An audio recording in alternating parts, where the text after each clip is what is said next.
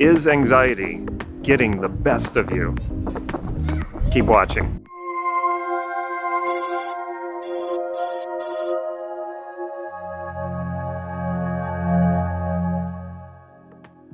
This is Life Mastery Gym. I'm Damon and I teach people just like you cutting-edge NLP processes and techniques so that you can take charge of your life and master your destiny.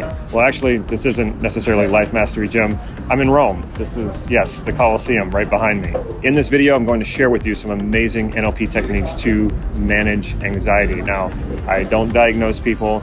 And if you are suffering from chronic anxiety or you're suffering from panic attacks or anything like that, make sure you seek professional help. I've used these techniques for myself in managing my own feelings of anxiety, and I've used them with countless clients. So apply these techniques and see where they get you. I think they will help you out a lot, especially if you find yourself feeling anxiety in situations where you really need to be on top of your game. As always, if you have questions or you have comments, make sure you put them in the comment section down below. I will respond to you. Also, in the description below, you will find a link to some of the resources about some of the techniques that I'm going to talk about here. So make sure you go down to the description or the posted pinned comment at the top.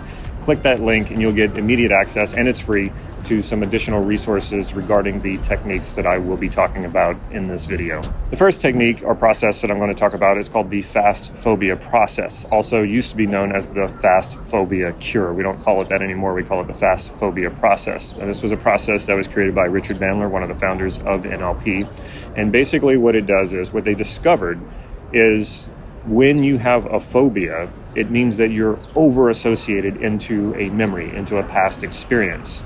And one of the ways that they figured out how to do this when they were developing this process is they wanted to figure out, well, how do we give a person a phobia to begin with? And then we'll figure out how to solve it. And that's just the way they did things in the early days when they were developing NLP. So you first realize that when you have what we call a phobia, and you don't even have to have a phobia, this still works with anxiety, because when you think about something that really scares you, that really triggers you, that brings you back to the time when you had some sort of traumatic experience, which is what a lot of anxiety is based on, it's because you're overly associated into the past memory. So what do I mean by overly associated? If you haven't had any NLP training, you might not be familiar with that word. So there's this thing called associated or disassociated.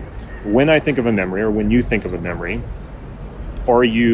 do you drop into the memory as if you're actually there and it's happening all around you? Like later, like tomorrow, I can remember back to right now being in front of the Colosseum doing this video.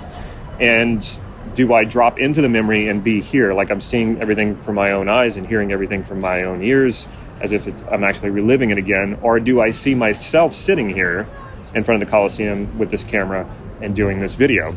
So if I drop into the memory and it's like I'm actually here, that's called associated. Now, if I'm watching myself, it's like I see a screen and I see myself in the memory, then that would be called disassociated. So when you think about a memory, what are you?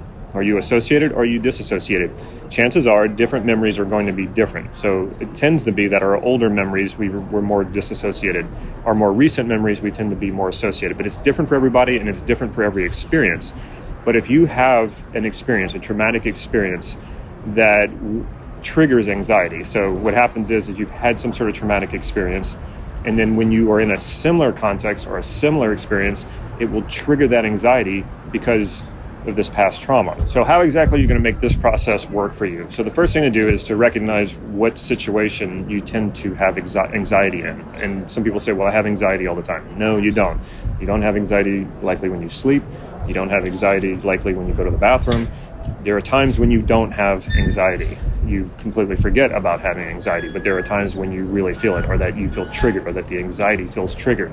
So think about those times and then follow that feeling back. When did you first feel this? When did this first happen? What is the trauma or the phobia that triggers the anxiety? And if you go back to that first experience, which you will probably find is that you're very, very associated into that experience. So one way that you can do something about that is disassociate. That's the first thing. Disassociate from the memory and see yourself in the memory rather than reliving the experience.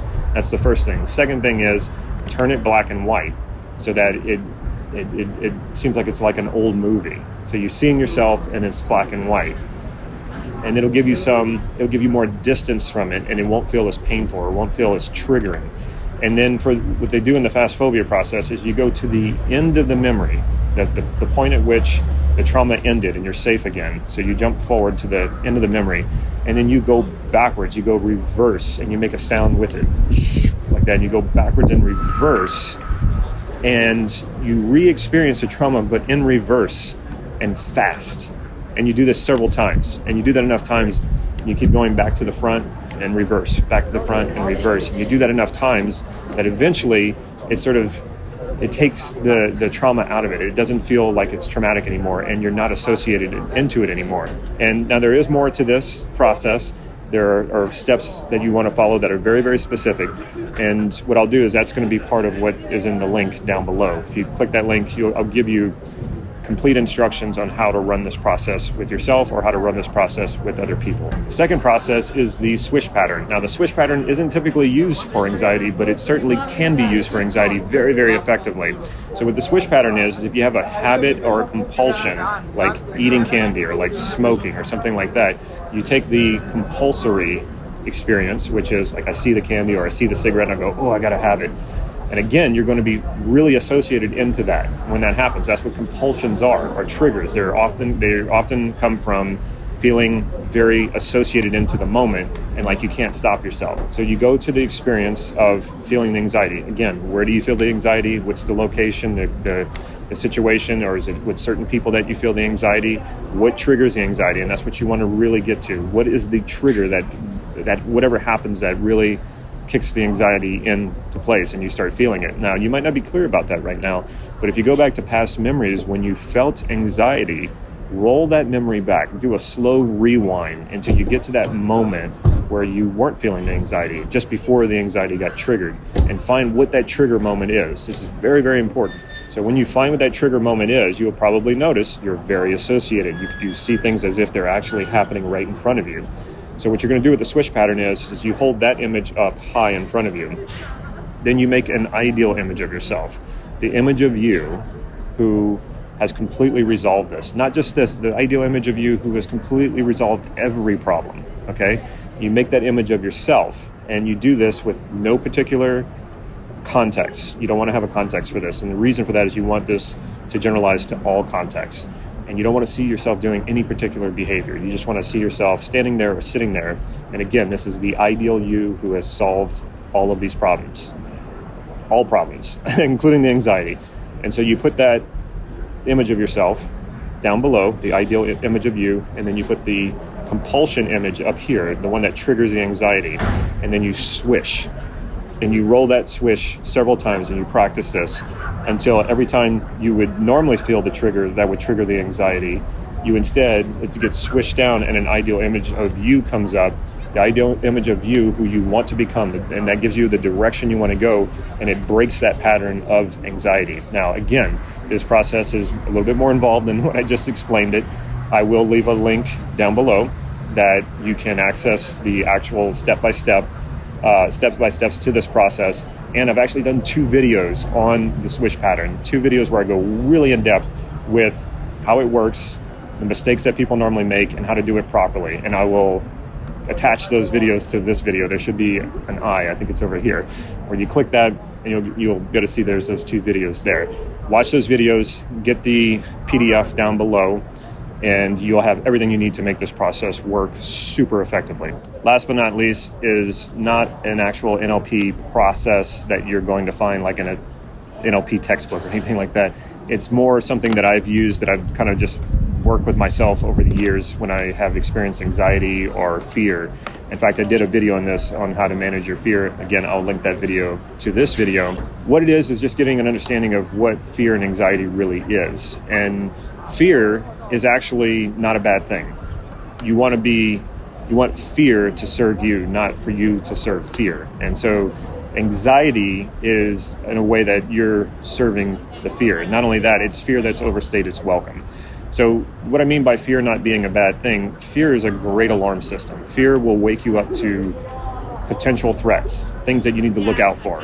It may wake you up to realizing you need to pay more attention to something, or you need to do more due diligence and understanding what it is you're facing or a decision that you're facing. So fear is not a bad thing, because it It will bring your attention to things that might harm you, and it helps you anticipate those things so that they don't happen. So we don't want to ever get rid of fear. We want fear. Fear is very, very useful. However, if fear sticks around, then it becomes a problem because it really starts to stress you out. It really starts to limit you. It keeps you from taking necessary risk, or it keeps you from taking very informed risks that you should take in order to grow and in order to fulfill your potential.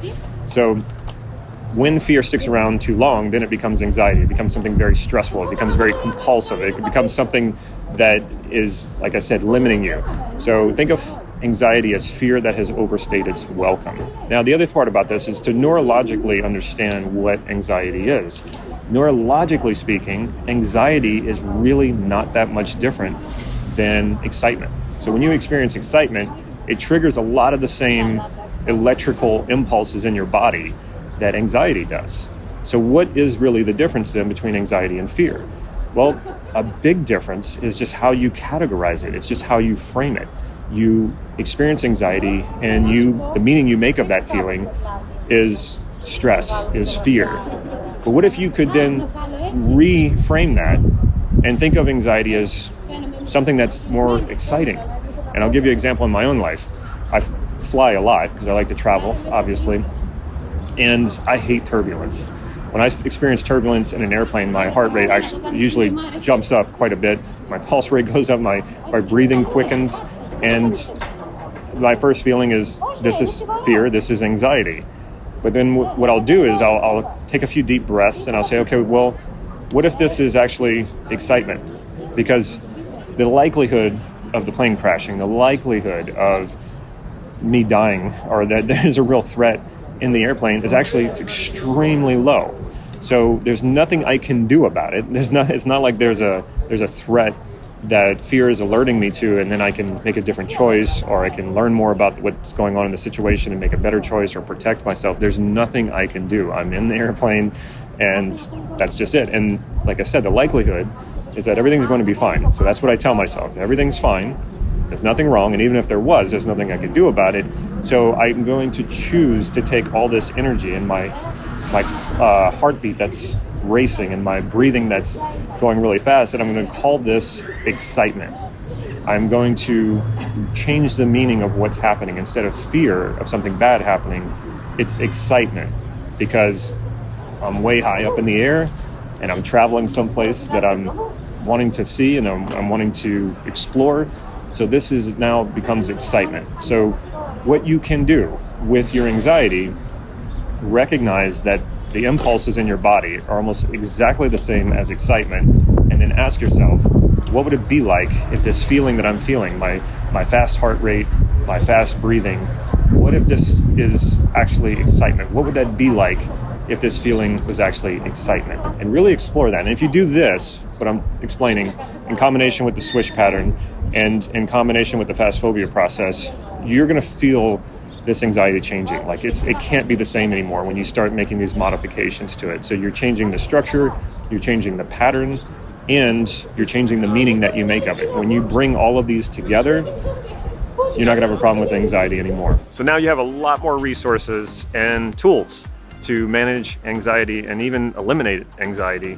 And like I said, if you want more step-by-step, if you want more of the precise steps to take, make sure you go down to the description below where I put those resources so you can access those immediately. And again, it's free. Also remember to check out the videos that are connected to this video. I'll also put those links down in the description as well. Those videos are very useful, especially for the Swish pattern. Let me know in the comments below if you have any questions or any comments, or what are you having anxiety about. If I can help you out, I would be happy to do that. If you like this video, make sure you click that like button. And if you haven't already, and I don't understand why you haven't if you haven't, make sure you subscribe to this channel so you can get these videos on a regular basis. Last but not least, if you know of a friend or a family member who you think would benefit from this video, make sure you share it with them. Take care.